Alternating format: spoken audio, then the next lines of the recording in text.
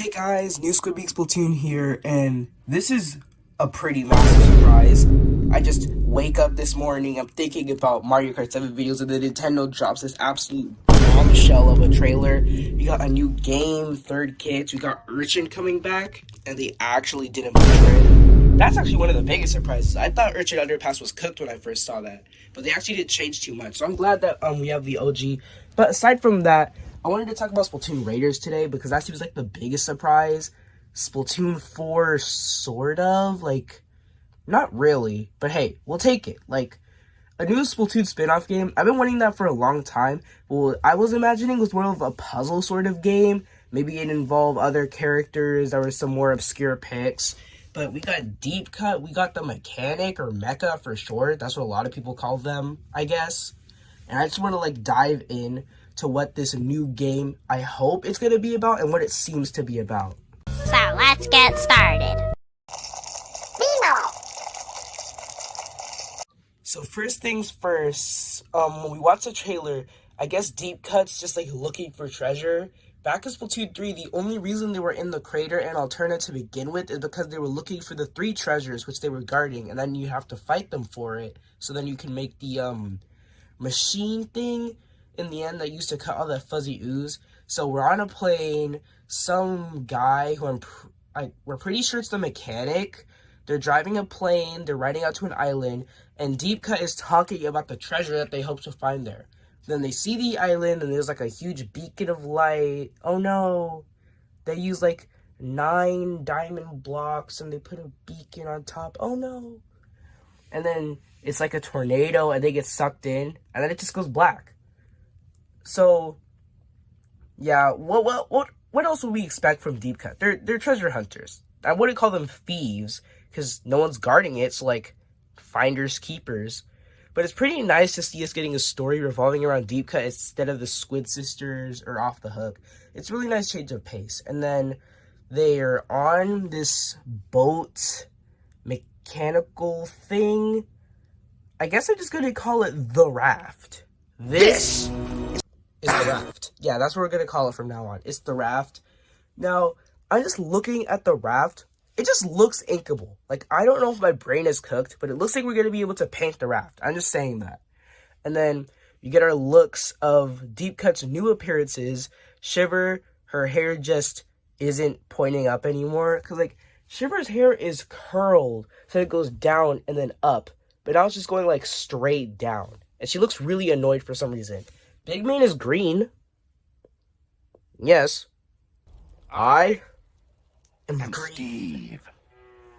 But Fry got the biggest glow up out of the 3. So now her hair is going down 2 sides. And I'm just going to say it. Her forehead doesn't look as big as I remember. I don't know if it's the hair making it look that way, but I think they shrunk her forehead. Well, not shrunk. It just looks smaller. But Fry is looking absolutely amazing. I love the redesign. Her smile has gotten bigger than ever. I approve. And then we get to see our first looks at the Mechanic, who may or may not be the pilot. We don't know for sure. But one thing I immediately noticed in the trailer, freckles. We finally have freckles, guys. It shouldn't have taken this long. Shouldn't have taken like 10 years. But they're here. We can put them on our face, I hope. Like, I really hope that, like, we'll probably get to customize our character, because we always do. I really hope we'll get to choose whether we have freckles, and not just have it say, hey, freckles are on your face now, enjoy. But I really wonder what new hairstyles we'll get, because, like, this new hairstyle looks pretty interesting. It reminds me a lot of the pony hairstyle that the Octolings have, but an 8-leg counterpart, which I will welcome with open arms. I really wanted a pony hairstyle for 8-legs that wasn't the cheese grater hair. I really don't like the cheese grater hair unless you're wearing a cap. Then it looks awesome. But aside from that, what is this ink tank? I'm seeing a lot here and not getting a lot of answers. It looks like they have some sort of cooking pot. I don't know what to call that. It's a cooking pot connect with something inside of it. And then it's just a large metallic jug. Like, back in Splatoon 1 and 2, we had glass tanks. The Splattershot Juniors had baby bottles. Those look kind of normal. In Baseball 2-3, we have pouches. And in the story mode, you wear this sort of water bottle. But what is this? This is just interesting, I guess. But aside from that, I'm really liking the new inkling we're getting here. It's reminding me of Veronica, but I think it's just the skin tone. Why did I almost say squid tone? Yeah, whatever. But they look pretty cool. I enjoy playing as them.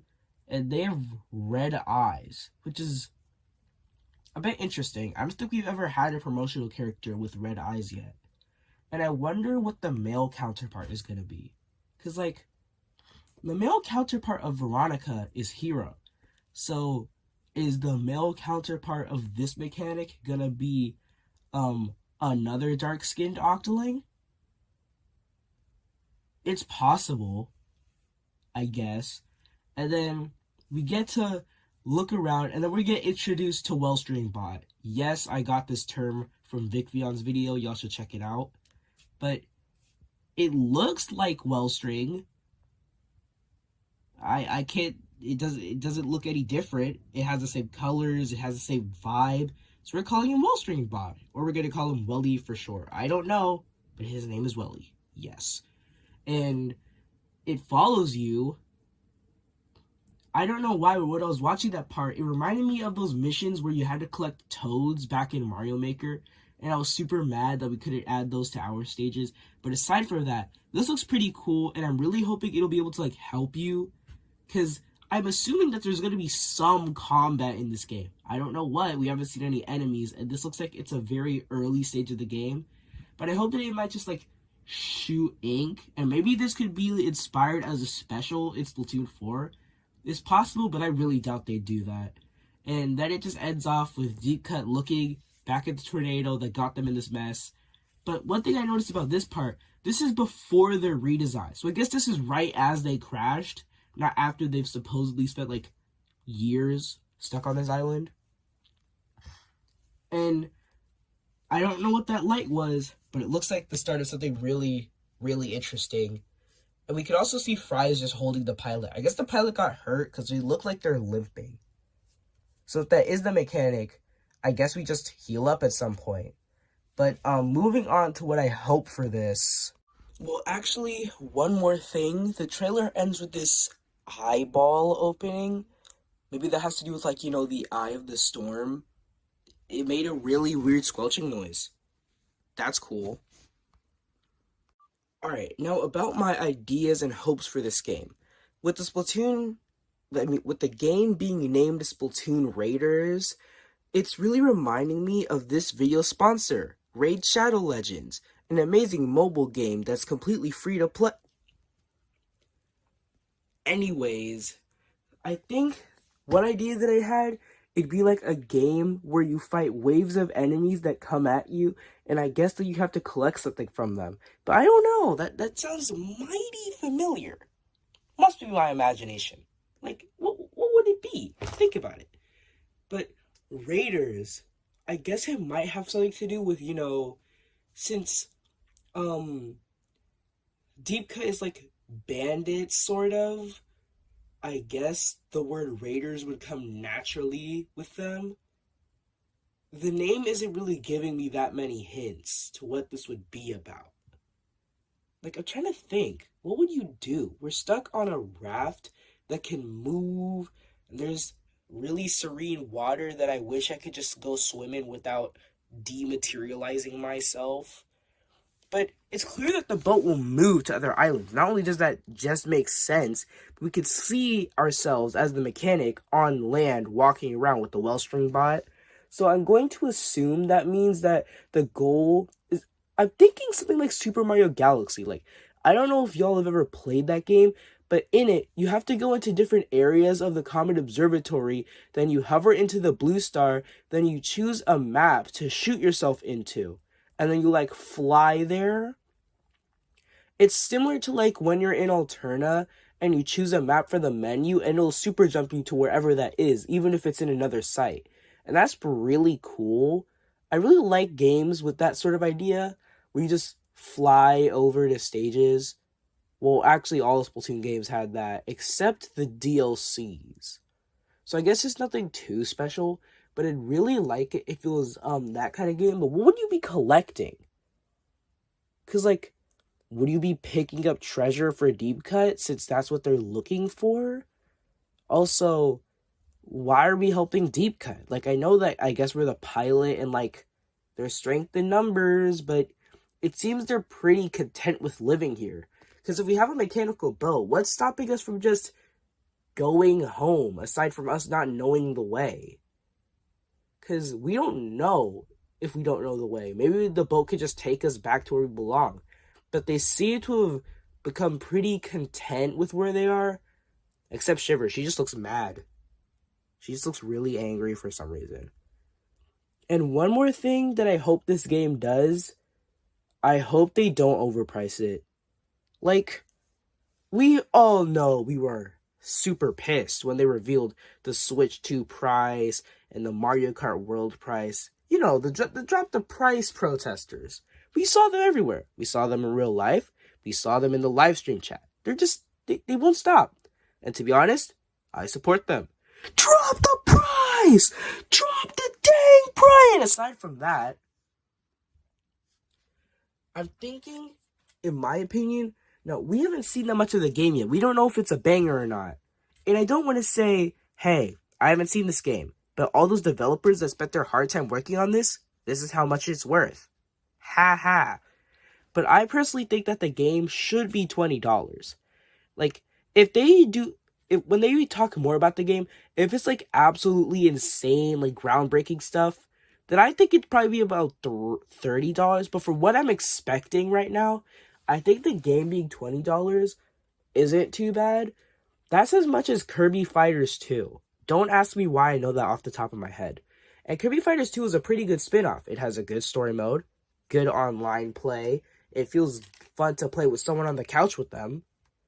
Unless you're playing as the wrestler Kirby. That was just really annoying. It's so spammy. But I'm getting off topic here. I really hope that this game doesn't overprice itself. Unless it's amazing.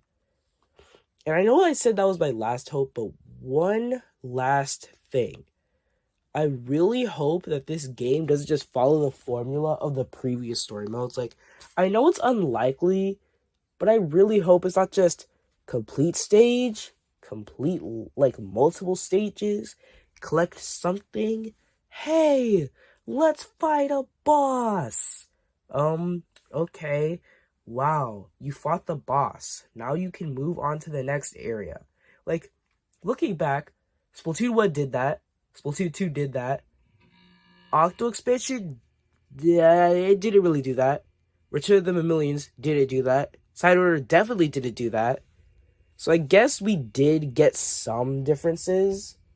Because Octo Expansion, you just moved around the metro. Alterna, all you really needed was the power eggs. You still had to fight the bosses at some point. And Side Order, well, that's a roguelike. I don't even need to touch up on that one. But I really hope this game is more of like, I'm going to say open world. We got open world Mario Kart. That sold really well. That seemed to appeal to the public. I think an open world Splatoon game would be incredible. Like, just large, open space. Not like the cramped areas surrounded by either void or water in Alterna, Octo Canyon, and Octo Valley. I just want it to be like a large open space where we can explore. Now, sure, we're on a boat surrounded by water, but I'm hoping that the maps themselves are large and open, kind of like sprawling savanna from Super Mario 3D World. I love how it was just so different for the rest of the game. Like, the rest of the game followed linear maps similar to the 2D games, just in a 3D world. Sprawling Savanna, open, wide plains. You could see rabbits bouncing around for fun. It was incredible. And I'd really love to see an entire game... Oh, I dropped my mic. I'd really like to see an entire game that just follows that design. But I've been talking for too long. I think I should probably end the video here. And I'm really hoping that this game knocks my socks off with rocks. And that's all for now, y'all. Yeah, I'm sorry I kind of like disappeared. Aside from a few shorts I've made, I've just been procrastinating. I have 3 videos that I'm hoping to make. 2 videos about Mario Kart, 1 video about Splatoon, I'm pretty sure. I still have Minecraft Survival Episode 3 under the works, and we still have that Mario Maker and Fortnite video I'm working on. So I just have a lot of projects, and like, it's overwhelming, but that's enough out of me. Let me know your hopes for Splatoon Raiders in the comments. Like and subscribe, pretty please, and stay fresh, y'all.